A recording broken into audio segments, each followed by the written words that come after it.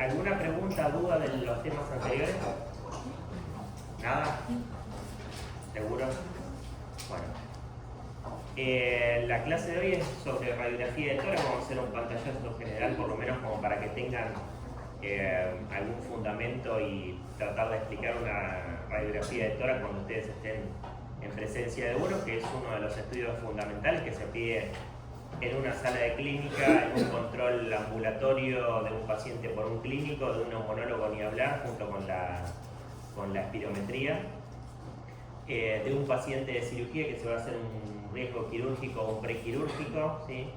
En una sala de clínica, cuando ustedes piden una interconsulta si son de otro servicio, el clínico les va a pedir siempre la radiografía de tórax para ver si hay algún otro foco infeccioso posible, ¿sí? ¿En qué consiste? En evaluar siempre radioopacidades y radiolucidez, ¿sí? ¿Qué es una radioopacidad? Mayor densidad. Sí, mayor densidad, y se manifiesta en la radiografía. ¿Por qué? Más blanco. Más blanco, ¿por qué? Porque el alumno pasa. Claro, el rayo no atraviesa, ¿sí? Depende la densidad que tenga ese material por el cual va a atravesar, sea sangre, líquido, sea aire, etc. El rayo va a tener una dificultad para atravesarlo o no, en mayor o menor dificultad, y vas a ver un color específico. Si no atraviesa, lo vas a ver blanco en la placa. Si lo atraviesa por completo, el rayo quema la placa y lo vas a ver más oscuro o negro, como el aire que no tiene resistencia al pasaje, ¿sí? Es muy importante siempre cuando pidan una radiografía, que sea de tórax, por ejemplo, pedir el par radiográfico, el frente y el perfil.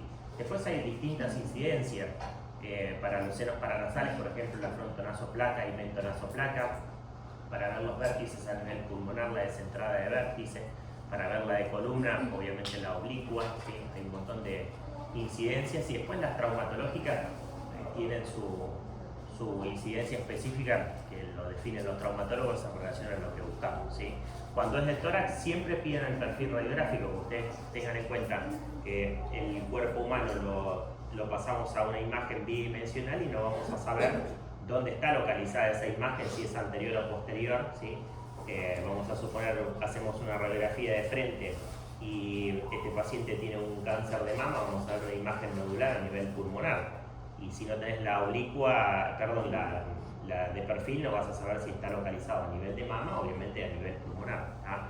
Después hay algunos signos que vamos a ir viendo más adelante para poder justificarlo y decir, esta imagen está en tal lugar, ¿sí?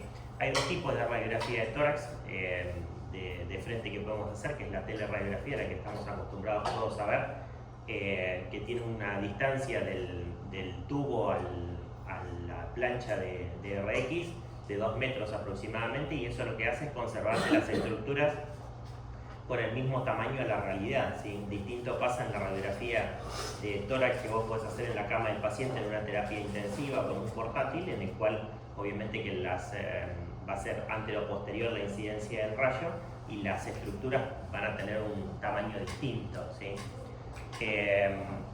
Se hace póstero-anterior en la teleradiografía. ¿Por qué? ¿Qué se imagina?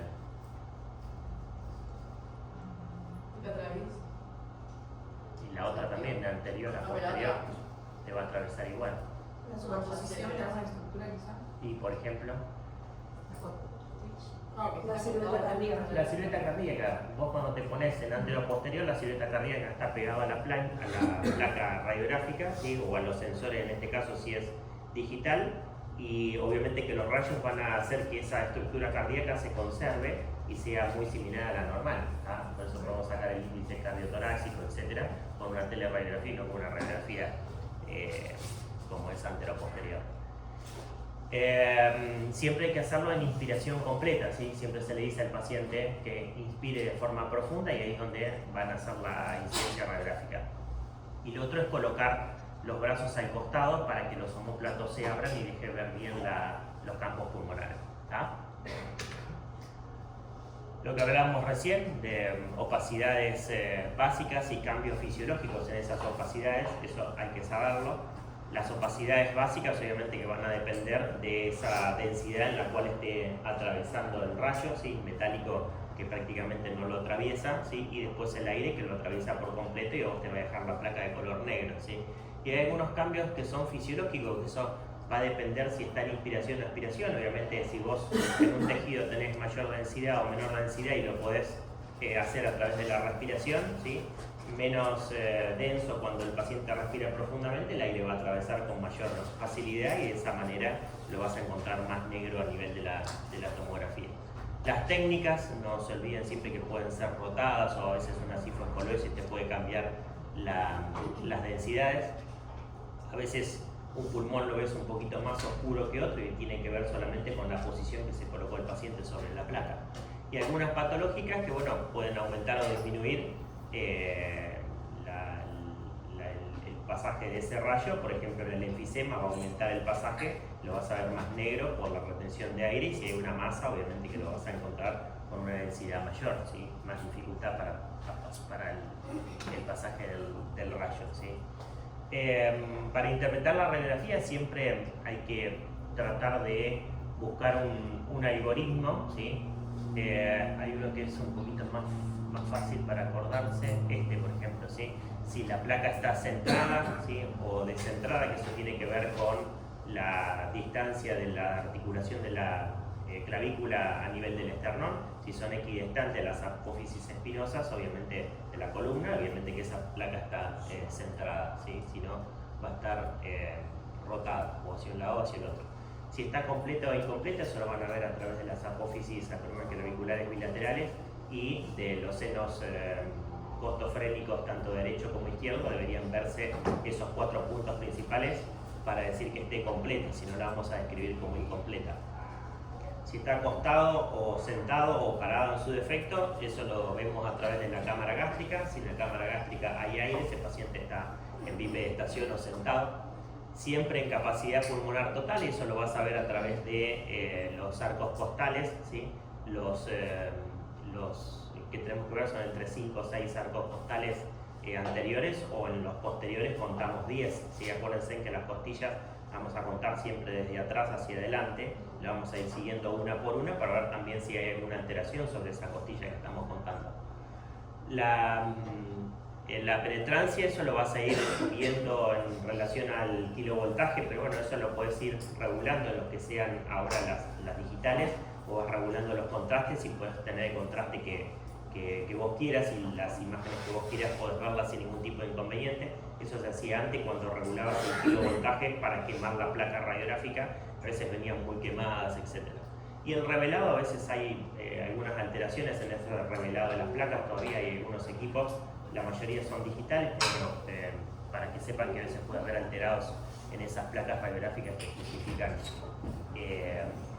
una imagen opaca o lúcida que no tiene correlación con nuestro paciente. Este es un ejemplo, una radiografía de tórax de frente. Siempre búsquense un algoritmo para describir la placa, ¿sí? Ustedes pueden ir desde adentro hacia afuera o desde afuera hacia adentro, pero siempre mantengan el mismo algoritmo. Es como decíamos ayer cuando hablábamos de las endoscopías, que cada endoscopista va haciendo su camino. Bueno, acá en la radiografía cada uno va haciendo lo mismo en historia clínica. Cuando estudian historia clínica, una vez que ustedes evalúan todo, ¿sí? Si tienen un versito que ya se crearon, bueno, no hay ningún problema. El tema es que esté descrito todo lo que uno necesita para el cuadro clínico, ¿sí? En este caso, por ejemplo, es una radiografía de ¿qué? Tórax. ¿En qué posición está? Exacto, una radiografía de tórax de frente. ¿Qué más? ¿Por qué? Perfecto, bien, con paciente en bipedestación o sentado, no saben ponerle que sea bipedestación. Bien, ¿qué más? ¿Está completa o incompleta? Anteroposterior, ¿está completa o incompleta? Está completa. ¿Está completa por qué? Sí, la articulación de aquel lado, si soy muy exigente, puedo decir de que está incompleta, ¿sí? La de este lado se ve, pero la articulación acromioclavicular del lado izquierdo no se ve, ¿sí? Para los campos pulmonares estaría completa en este caso. Si somos exigentes, no. Bien, ¿está centrada? ¿Está rotada? Está centrada. Fíjense que la articulación de las clavículas está equidistantes a las apófisis espinosas, así que está centrada. Bien, ¿qué más? Sí, está bien centrada. Sí, la penetrancia, acuérdense que hoy ya eso es superfluo porque lo vas a modificar con el contraste. ¿Tá? Lo que vamos a ver en eso son las vértebras. Si uno ve las vértebras entre 4 o 5, vas a decir que está bien penetrada. Si ves todas las vértebras, obviamente que la penetrancia es mucho mayor y te va a quemar todos los campos pulmonares. En este caso está bien penetrada, ¿sí? Dijimos que estaba completa y después vamos a ver los campos pulmonares, tanto derecho como izquierdo, si hay alguna alteración que pueda llegar a justificar un aumento de la densidad, ¿sí? Una radioopacidad. En este caso, por ejemplo, fíjense que en este lado parecería un nodulillo y tiene que ver con el pezón, entonces no lo confundan con una imagen nodulillar, sino que tiene que ver solamente con tejido normal. No se olviden de escribir los arcos cardíacos, ¿sí? Los arcos cardíacos, cuántos tenemos del lado derecho y cuántos del lado izquierdo. El lado derecho son 2. 2, sí. ¿A qué corresponden? Ven acá. Arriba, sí. Superior. Arriba, la superior. Sí. Bien. ¿Y abajo? ¿Y ahora? No. Digo, ven acá inferior, pero el otro lado sería La inferior no la vas a ver, a veces se puede llegar a ver abajo, pero lo que representa el mayor arco cardíaco del lado derecho es la aurícula del lado derecho. ¿Tá? Del lado izquierdo, ¿cuántos tenemos? Respecto a la aorta. 3, sí. Arriba, aorta.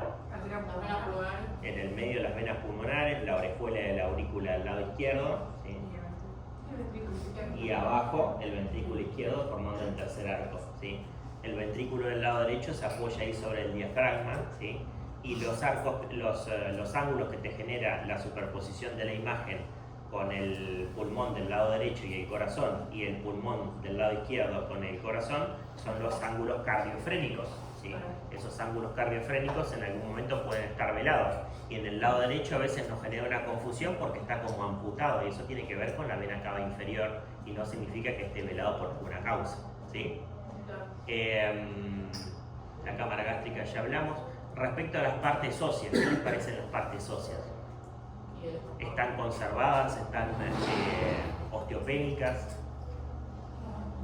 Parecen conservadas. Parecen conservadas, y si te harían osteopénica lo que vas a ver es el centro de las clavículas principalmente, lo vamos a ver como más más radiolúcido, y los bordes más radioopacos. Entonces de esa manera te habla de osteopenia en los pacientes, que se suele ver en los abuelitos principalmente, ¿sí? Y después cuando... ¿sí? Radio-opaca significa que el rayo no atraviesa, entonces la vas a ver más blanca. Y radiolúcida, el rayo atraviesa y lo vas a ver más negro en la placa, ¿sí? Se ve bastante en las vértebras, ¿no? Eso. Principalmente en las clavículas. En las clavículas tenés que buscar. Después, una vez que ustedes terminaron con la descripción de todo lo que ven a nivel radiográfico, no se olviden de evaluar cada una de las estructuras, o sea, si hay alguna alteración a nivel de lo que sea óseo en relación a algún traumatismo que haya tenido el paciente y vemos una fractura. Entonces, revisen cada una de las costillas. Acuérdense que las costillas las seguimos desde atrás hacia adelante, ¿sí? Desde la parte posterior hacia adelante. Esta es la forma de contar las costillas, ¿sí? No desde adelante directamente, ¿sí? Las vamos siguiendo por completo, una por una, porque no sabemos dónde puede estar la fractura, ¿tá? Siempre pedimos la incidencia a nivel de frente y de perfil, ¿tá? No se olviden, siempre, frente y perfil, las dos.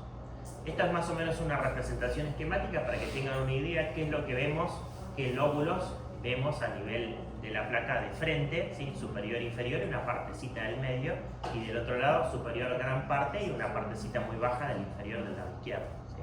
Para que vean cómo se representa. También del perfil, donde vemos los vasos en el centro, el espacio retroesternal, que el espacio retroesternal se ve en los adultos, en los niños se ve ocupado. ¿Por qué? Por el timo. Por el timo, exacto. En el transcurso del tiempo hay una regresión y se reemplaza por grasa, y se ve el espacio retroesternal habitualmente, que es normal en el adulto. No se olviden la aurícula y el ventrículo del lado derecho, que siempre van en la parte posterior en contacto con el esófago, ¿sí? Y eso nos permite a nosotros pedir los ecos, por ejemplo, transesofágicos, para poder evaluar bien todo lo que sean cavidades derechas y válvulas, como vieron en el paciente que teníamos internado ahí en sala de hombres, 105, ¿se acuerdan? El de la bacteriemia. Ese paciente, como tiene una bacteriemia por un germen que puede producirte una endocarditis, la mejor forma de evaluarlo, ¿sí?, no es a través de una radiografía, sino a través de un eco transesofágico para poder mirar las cavidades derechas con mejor definición y descartar la presencia de una endocarditis, ¿sí? Los diafragmas, no se olviden de la defusación que producen en la parte baja, y en esta radiografía nos va a servir a nosotros para determinar cuando hay velamiento del seno costofrénico, ¿sí? El pico se suele llenar de líquidos, y a través de cuántos mililitros nosotros podemos ver velamiento de este seno. 150 mililitros, exacto. Con 150 mililitros de derrame pleural, en esta placa yo ya lo puedo identificar, ¿sí? Aparte te va a servir, si encontrás una lesión a nivel de la radiografía de frente, tratar de localizarla dónde está, ¿sí? Bueno, en algunos casos no lo vamos a poder hacer porque no tenemos la radiografía de perfil, y hay otras técnicas que podemos utilizar que la vamos a ver para que tengan más o menos un dibujito de los ¿cómo es? De los arcos cardíacos.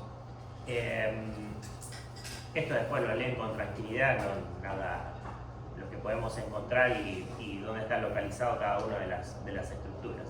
A esto quería llegar, el signo de la silueta. El signo de la silueta es una técnica que nosotros tenemos para tratar de identificar de una imagen tridimensional a una bidimensional más o menos dónde está localizada una imagen si no tengo la posibilidad de verla de perfil, ¿sí? Entonces, cuando dos imágenes están en el mismo plano, ¿sí?, esas imágenes no van a tener un borde de separación entre una y otra. Cuando están en planos distintos, va a haber un borde que los separa y se va a notar en la radiografía, ¿sí?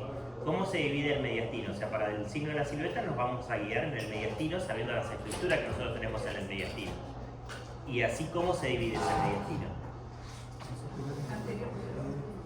Primero, en tres grandes partes. ¿Cuáles son? Anterior, medio y posterior, ¿sí? Y a su vez el mediastino anterior se divide en superior, medio y inferior, exacto, ¿tá? En relación a donde encontremos cada una de las estructuras, vamos a buscar esa estructura y vemos el signo de la silueta con qué lo hace. Generalmente se hace con el corazón a nivel anterior, ¿sí? Con el diafragma también se puede hacer a nivel posterior. Esto es como lo dividíamos recién, que ya lo dijimos, del mediastino.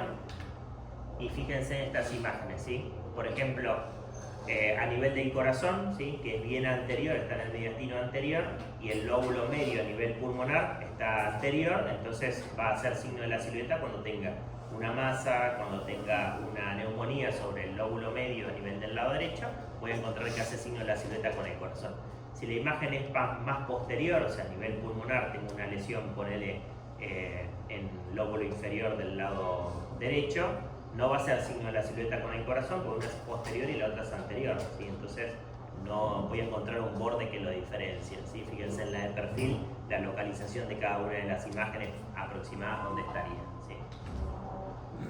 Esto es una representación gráfica para que vean más o menos dónde está localizada. Entonces ustedes, cuando tengan una radiografía de tórax y vean una opacidad a nivel del lóbulo superior derecho, porque está localizada ahí, la van a informar como tal, ¿sí? No hace falta que digan, es un cáncer de pulmón, no. Eso voy a necesitar la anatomía patológica y el estudio correspondiente. Pero yo lo que puedo definir es, se evidencia a nivel del lóbulo superior del lado derecho una imagen radiopaca con bordes definidos que mide tanto, ¿sí? Describo lo que yo veo, ¿sí?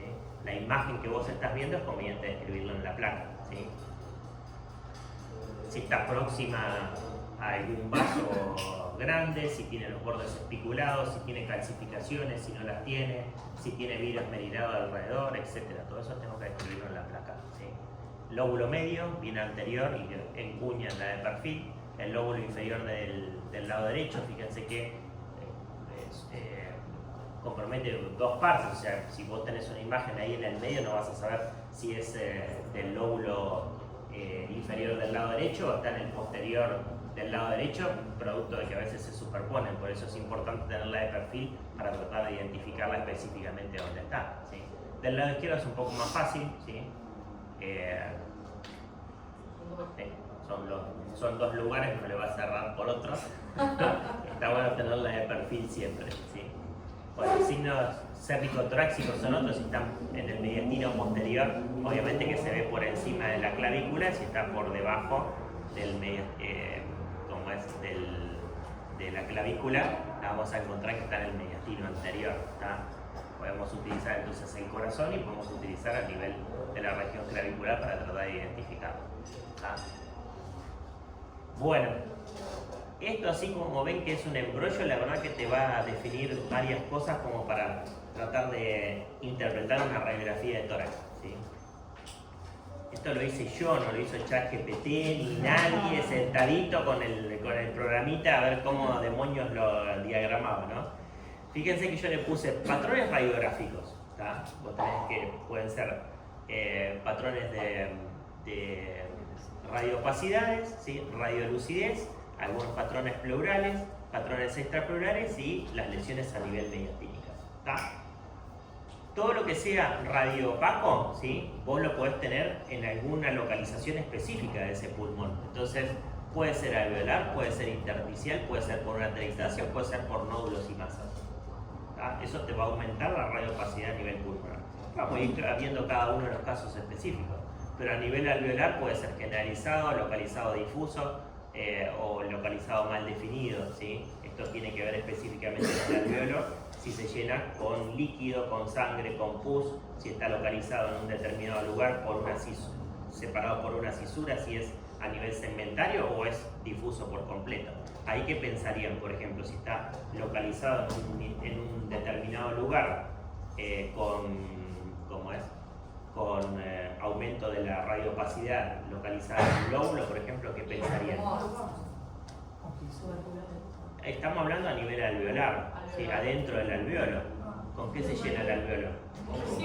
Moco, sangre, pus, póngale lo que quiere, pensaría una neumonía, ¿sí? Si está localizado por una cisura, etcétera, ve un aumento de la opacidad localizada a nivel global, bueno, pensaría en una neumonía. Y si esa imagen, por ejemplo, sería a nivel alveolar, pero sería difusa, bilateral, por ejemplo, ¿en qué pensaría? Por ahí podría ser una neumonía viral, ¿sí? Bilateral, podría ser. ¿Qué otras cosas? Más frecuentes. El paciente viene con... Exacto, el edema agudo de pulmón, ¿tá? Es una localización difusa bilateral a nivel pulmonar con compromiso alveolar, ¿sí? Y es típico verlo en los pacientes con edema agudo de pulmón. Vamos al componente intersticial, ¿sí? El intersticio, ¿cuál sería? ¿Cómo estaría definido el intersticio? Lo que está fuera de los alveolos. Sí, lo que rodea el sostén que rodea el alveolo, ¿sí? Que esos tienen vasos, tienen linfáticos, ¿sí? Y tienen el tejido conectivo propiamente del pulmón, ¿tá? Depende de dónde esté afectado eso, va a haber un aumento del intersticio que después se verá cuáles podrían ser las patologías. Entonces, a nivel intersticial puede ser nodular fino, nodular grueso, reticular, retículo nodulillar, granular, etc. ¿Tá? Depende de dónde esté localizado, ¿sí? Generalmente si tenés, por ejemplo, una linfangitis carcinomatosa, que lo que vas a ver es alrededor del intersticio, vas a ver como una tira de chorizos, ¿sí? Que se van haciendo sobre el intersticio, vas a ver como un micronodular fino, ¿sí? A nivel intersticial, y eso tiene que ver con una linfangitis carcinomatosa en los pacientes. ¿Tá? El intersticial y el grueso, por ejemplo, pensaríamos en qué patología. Lo escuchamos con crepitantes bilaterales, ¿sí? Un crepitante seco, el paciente tiene tos, pero no tiene producción de esputo, tiene dificultad respiratoria que ha sido progresiva en el transcurso del tiempo, y hago una reacción no es obstructiva. Estamos hablando de intersticial. Exacto, una fibrosis pulmonar. Vas a ver como un panal de abeja a nivel pulmonar. Eso te amerita después a continuar estudiándolo. ¿Está? Bien. Las atelectasias. Bueno, las atelectasias pueden ser obstructivas, compresivas, pasivas, adhesivas o cicatrizales. ¿Cuál es la diferencia entre una obstructiva y una pasiva, por ejemplo? ¿Qué les parece? Pasiva sería, por ejemplo, con un neumotórax. No un neumotórax, sino pensaría en un derrame pleural. ¿Sí? Un derrame pleural te va a generar una atelectasia pasiva a nivel pulmonar y una compresiva algo que comprime, ¿sí? En un tumor. El tumor te va a generar la compresión y eso te va a generar la atelectasia. ¿Tá? Esa es la diferencia. Cuando vos veas un informe que te dice atelectasia pasiva, piensen en un derrame pleural. Cuando te dice atelectasia compresiva, piensen en una lesión de tipo tumoral, ¿sí? Obstructiva, cualquiera de los niños que a veces se tragan una moneda o una bolita, cualquier cosa, obviamente que eso te va a generar una absorción a nivel de lo que sea el aire a nivel pulmonar y te va a generar una atelectasia localizada. ¿Por qué te reís? Me pareció Rodríguez. Yo pensé que conocías a alguien que se había tragado alguna canica. Y las adhesivas te las suele dar, o cicatrizal, a veces te las suele dar la misma tuberculosis cuando hay lesiones de cicatrización a nivel de tuberculosis, etc. Suelen tener una atelectasia que es muy típico como una cicatrización en ese lugar, ¿sí? Las radiolucideces, ¿sí? Cualquier cosa que me aumente el pasaje del rayo, ¿sí? Entonces eso, ¿cómo andás? Acá en el otro lado, si no, yo termino en 10 y estamos. Tenemos el enfisema, las cavidades y las bronquiectasias. Las bronquiectasias por ahí no se ven bien en una radiografía, lo mejor es tener una buena tomografía para describirlas, dónde están localizadas. Tienen que ver con dilataciones a nivel bronquial que se producen o por fibrosis quística en los más pequeños y en los adultos por infecciones respiratorias, ¿sí? La tuberculosis te suele dar secuelas de bronquiectasia. El enfisema, bueno, ya sabemos, ¿sí? Lóbulos superiores, principalmente en tabaquistas, bilateral, ¿sí? Si hay enfisema unilateral hay que estudiar causa. Si hay enfisemas que no son en lóbulos superiores y predominan en lóbulos inferiores, hay que estudiar otro tipo de causas y más si son en mujeres por ahí en edad fértil, pensaría en otro tipo de cosa que lo pueda generar, ¿sí? Y las cavidades, cualquier estructura obviamente con un borde determinado me va a aumentar esa radiolucidez a nivel pulmonar localizada, la cual tengo que estudiar cuál es la causa, ¿sí? ¿Qué más? Bueno, pleurales. Pleurales tenemos neumotórax, el derrame pleural, el hemoneumotórax y los engrosamientos pleurales, ¿sí? Los engrosamientos pleurales muchas veces no revisten importancia patológica, han sido producidos por alguna lesión de tipo infecciosa, etc. Si ese engrosamiento pleural tiene dolor, ¿sí? O algún otro tipo de manifestación o aumenta en el transcurso del tiempo, hay que ir a estudiarlo, ¿sí? No me quedo con que es un engrosamiento secular y nada más. Neumotórax, obviamente ruptura del pulmón por alguna causa, ¿sí? Las más frecuentes son bullas en los pacientes jóvenes, los adultos también, cambios de presiones, revientan y genera obviamente esto. Y la otra causa a nivel hospitalario, ¿cuál sería? La broncoscopía. Pero no es para tanto, 1% de los pacientes se pueden, es una causa, es poco frecuente, exacto, y atrogénica, ¿sí? No solo la paracentesis, sino las vías centrales. Las vías centrales a veces puede generar un neumotórax, está descrito, ¿sí? Depende de lo avanzado que sea el instrumentador, va a haber menos riesgos o más, ¿no? Y los derrames pleurales uni o bilaterales, los derrames pleurales unilaterales conviene estudiarlos siempre, ¿sí? Si tenés derrames pleurales bilaterales, una de las principales causas es la insuficiencia cardíaca, pero busquemos algunas otras si no está presente la clínica típica, ¿sí? ¿También se puede dar una neumonía bilateral? Sí, puedes tener neumonía bilateral con derrame pleural, sí, que sería una complicación del proceso infeccioso respiratorio, obvio, ¿sí? Las lesiones extrapleurales, cualquiera sea, a nivel óseo, puede haber tumores a nivel de lo que es los tejidos blandos. Ameritará su estudio, depende de la clínica que tenga. Y lesiones mediastinales generalmente en los ganglios, ¿sí? Ganglios, aumento de los vasos, aumento del índice cardiotorácico. ¿Qué más? Enfisema mediastinal, ¿sí? El viernes vi una chica de 18 años con un enfisema a nivel mediastinal y en cuello. ¿Cuáles pueden ser las causas de enfisema? ¿Y cómo lo veríamos en la placa? ¿Puede ser autoinmune? No. Aumento de ilusión.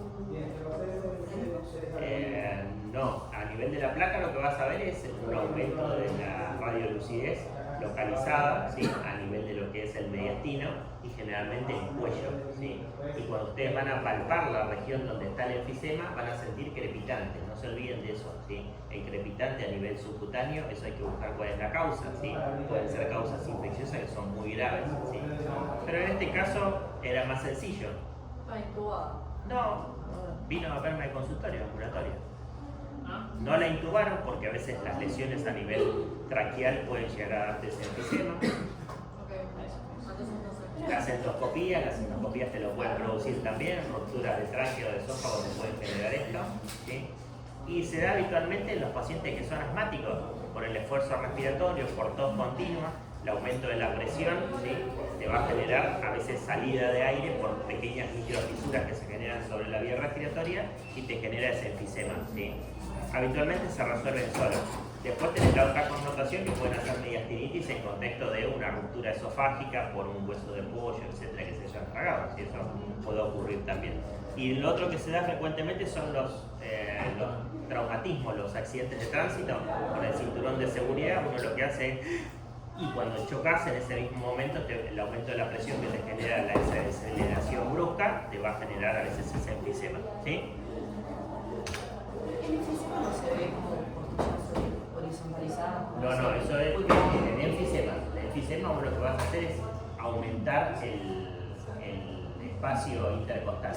Pero acá estamos hablando de enfisema subcutáneo. Subcutáneo que se genera debajo del aire debajo del pie. Una cosa es a nivel pulmonar, donde ves una hiperclaridad de todo el pulmón, y eso tiene que ver con el enfisema del tabaquismo, que predomina siempre en lóbulos superiores, y entonces enfisema subcutáneo. Les dejo los patrones más o menos como para que los lean y sepan, son los que estuvimos describiendo cada uno, ¿sí?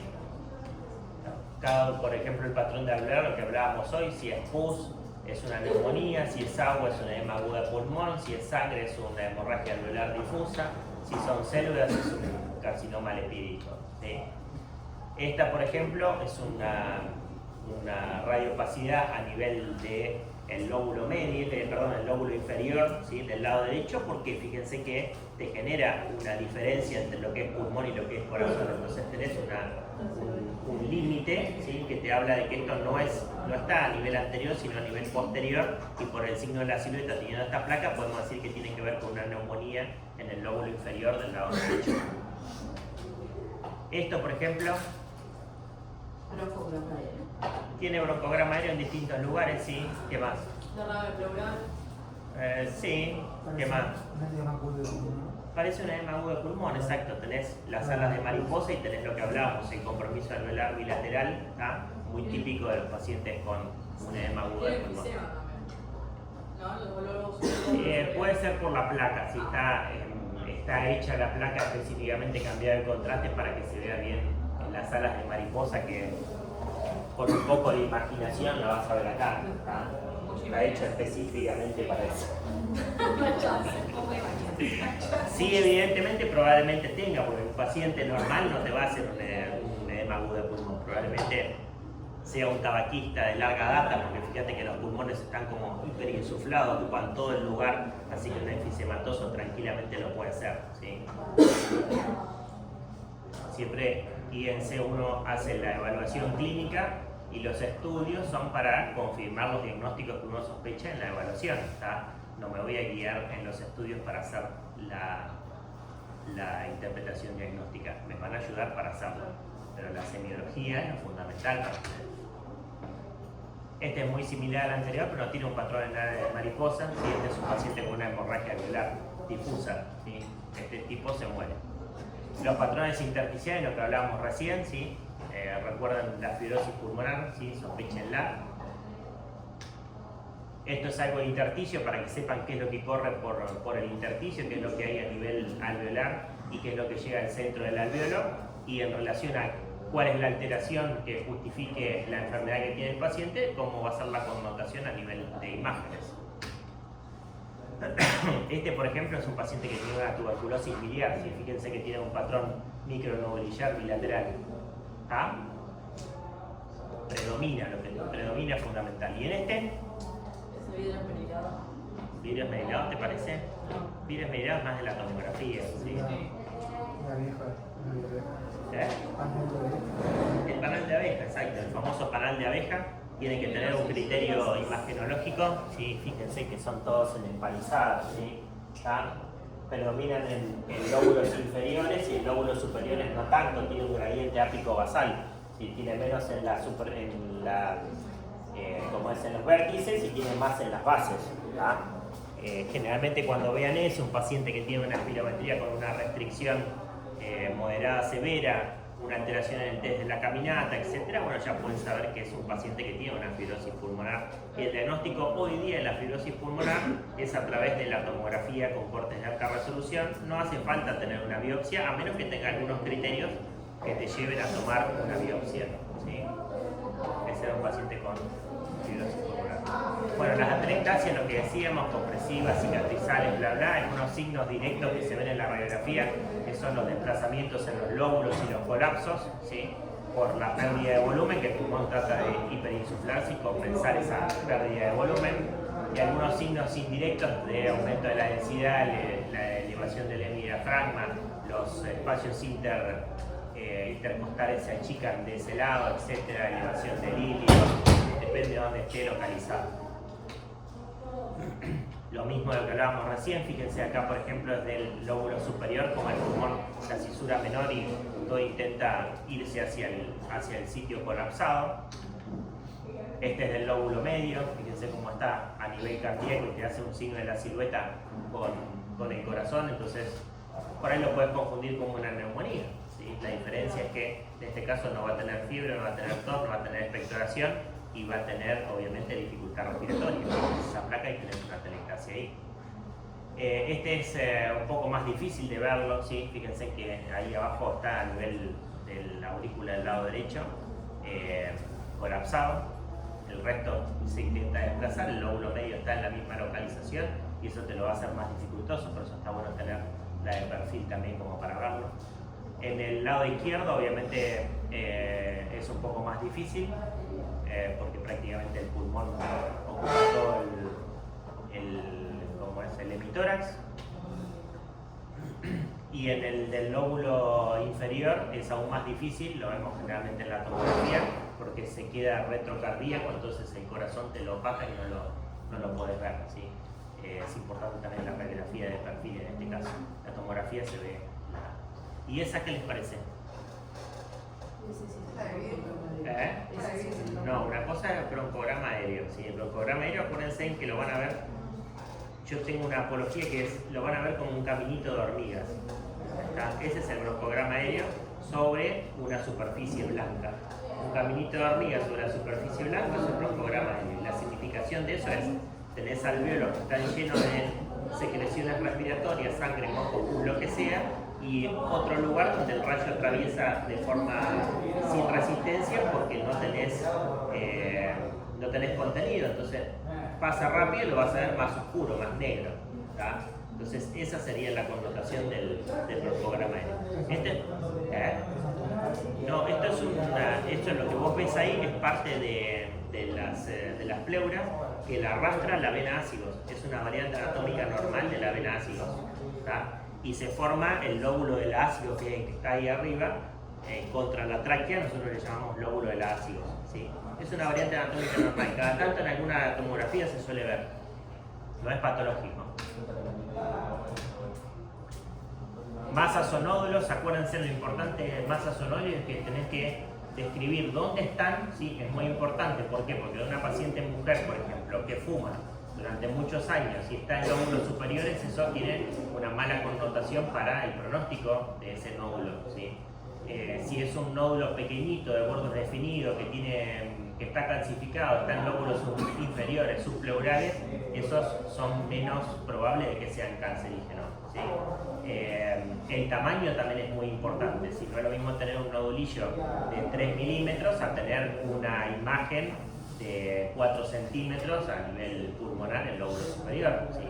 Y que el paciente venga efectuando sangre. ¿Cuál es la diferencia entre nódulo y masa? ¿Cuánto? Nódulo menos 3 centímetros. Nódulo menos de 3 y la masa más de 3. Perfecto, muy bien. ¿Está? No se olviden las calcificaciones, si está calcificado, si las calcificaciones son en palomitas de maíz, si las calcificaciones son centrales, ¿sí? Cuando las calcificaciones son centrales, te habla de mal pronóstico. Fíjense ese, por ejemplo, ¿sí? Un nódulito pequeño, ¿sí? Localizado en el lóbulo superior. ¿Sí? Hacemos la tomografía de tórax y es un nódulo calcificado subpleural que ese no reviste importancia. ¿Está? Algunos neumonólogos te van a seguir haciendo tomografías por las dudas y no tienen sentido. ¿Está? Con una que vos tengas esas características definidas, eso es un granuloma y no se hace nada. Fíjense ese, por ejemplo, hasta incluso tiene un nivel ahí. Hacemos una tomografía, tiene bordes definidos, está localización central. Esto generalmente es una malformación vascular. Con este tampoco se hace nada. Si querés definirlo un poco mejor, lo que haces es pedirle una tomografía con contraste y ese contraste lo haces en distintas fases y ves cómo pasa el contraste, va cambiando de color. Fíjense este es un tabaquista, tiene una imagen con una retracción pleural lobulada, ¿sí? Con un tamaño que rondará entre 3-4 centímetros. Obviamente que este ya no es algo benigno y lo dejaría de estudiar, continuaría el algoritmo de estudio. Ese tiene borde estipulado. El anterior tiene bordes espiculados, lobulados, sí. Fíjense este, por ejemplo, este tiene el lóbulo superior completamente velado. Una tomografía con una masa, ¿sí? Obviamente que este ya mucho más que buscar el diagnóstico y iniciar algún tipo de tratamiento quimioterápico no puedes hacer. Este paciente ya está fuera de la resolución curativa. Bueno, loquísimo que sea en una masa. ¿Por qué? No, digo, que semejante masa, pero solo en una. No, bueno, tendrás que hacer la estadificación para buscar dónde está. A veces no solamente está ahí, sino tenés lesiones a distancia, que eso tenés que evaluarlo, ¿sí? Eso te define también la conducta quirúrgica, ¿sí? Ya cuando tiene más de 4 centímetros y 4 o 5 centímetros, ya es difícil someterlo a una cirugía, a menos que demuestres que no tenés lesiones en ningún otro lugar, ¿tá? Pero las chances son más altas, es otra estadificación. Los patrones de hiperclaridad, el enfisema, septal, paraseptal, eso después lo leen con tranquilidad, las cavidades y las bullas, ¿sí? Acuérdense en las cavidades principalmente por los bordes. Las bullas tienen un bordecito finito que los libros te lo describen como un lápiz, ¿sí? Como es el borde es de la punta de un lápiz, o sea, muy finito, ¿no? Como puedes dibujar de esa forma. Y las cavidades tienen un borde que muchas veces son más engrosados, ¿sí? ¿Cuál es la diferencia entre caverna y cavidad? No tiene el diagnóstico de tuberculosis y el otro. Ya lo repetí tantas veces que se me hace molestar. Igual esa pregunta no va a entrar. No, debería. Fíjense esa, por ejemplo. Mira esa. Una bulla. ¿Bulla te parece? No, Con nivel hidroaéreo. no. Este es un quiste hidratídico. Tiene lécoles ahí en el medio. Tiene nivel hidroaéreo en el centro. ¿Este qué les parece? Un enfisema, ¿sí? Los pulmones bien hiperinsuflados, el diafragma se horizontaliza, las costillas se horizontalizan.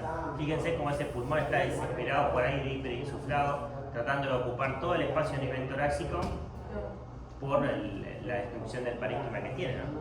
Por el atrapamiento aéreo que tiene. Los patrones destructivos que generalmente se dan en tuberculosis, fíjense en este, por ejemplo, un patrón destructivo que tiene es un absceso de pulmón, los bordes son bordes engrosados, ¿sí? Los extrapulmonares, el derrame pleural, ¿tá? Derrame pleural que no lo vemos en la radiografía de esta forma por las características que tiene el tórax, ¿sí? Ponemos una imagen tridimensional para tener nuestra imagen bidimensional en la RX de tórax. Ahí tenemos, por ejemplo, el lado izquierdo, ¿sí? Un derrame pleural izquierdo con la línea de Damasio que te dice que ese pulmón está colapsado, tiene una teledictasia pasiva por el derrame que se genera el velamiento del seno costofrénico del lado izquierdo, ¿tá? Esta placa la describiría como borramiento del seno costofrénico del lado izquierdo, ¿ah? Y del cardiofrénico también, de los dos están comprometidos, ¿sí? Este, por ejemplo, completo, ¿sí? Un derrame pleural completo. Ese, ¿cómo lo definimos? ¿Es una imagen pulmonar o extrapulmonar?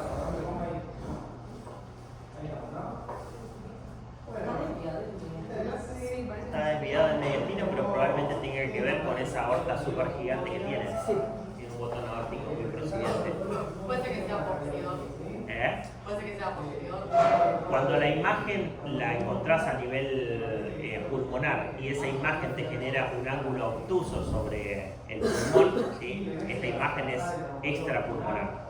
Si la imagen es intrapulmonar, te va a generar un ángulo agudo.